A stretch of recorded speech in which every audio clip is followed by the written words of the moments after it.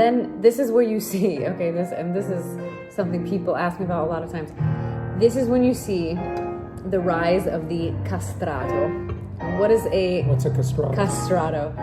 Castrato was unfortunately a young boy who had his get it. thing Castrato, pieces castrated. Mm-hmm. But when this happened, they had a different their hormones reacted differently. Why? And so so the voice changed. The voice didn't change.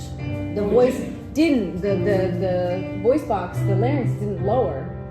So they kept this high voice with this possibility to sing in a higher register. So was the castrato for the voice? Was it like a way to, that was intentional? Unfortunately, I'm not sure. Because it was that big a deal? I'm not sure how it came up.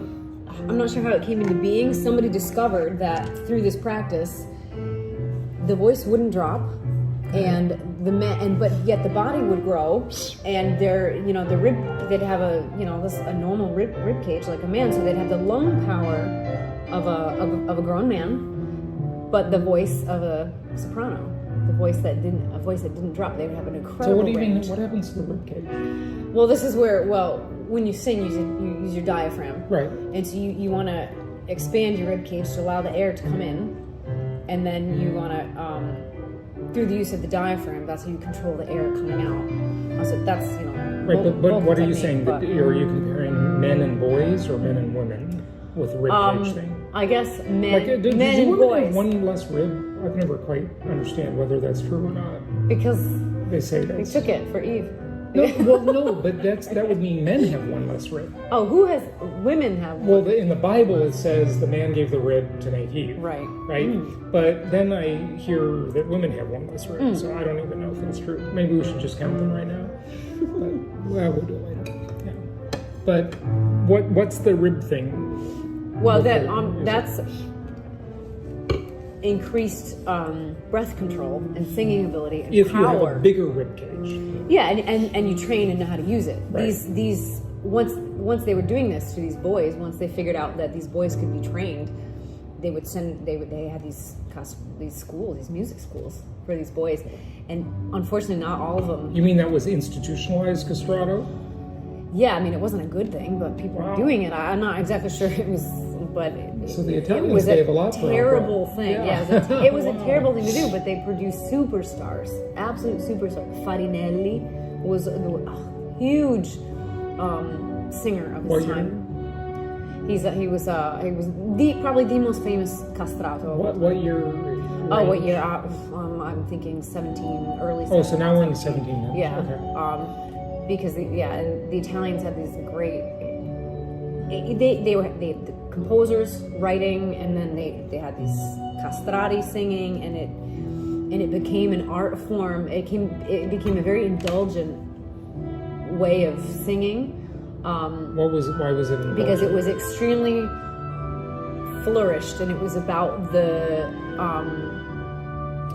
virtuoso abilities of the singers. It wasn't about the music and the drama. Like, it wasn't about presenting a story.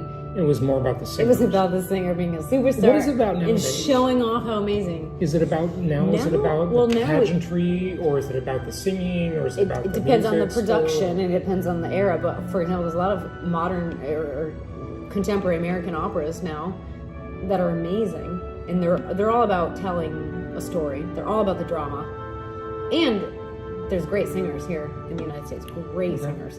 So, I mean, they've got obviously the technical proficiency, but it's about the storytelling. It's not. That's the main thing. Yeah, more than the pageantry, more than the.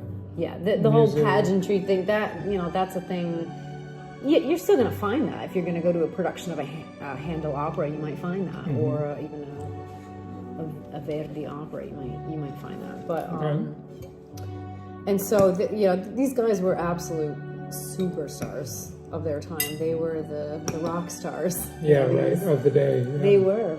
And some of them were amazing vocal capabilities, like phenomenal.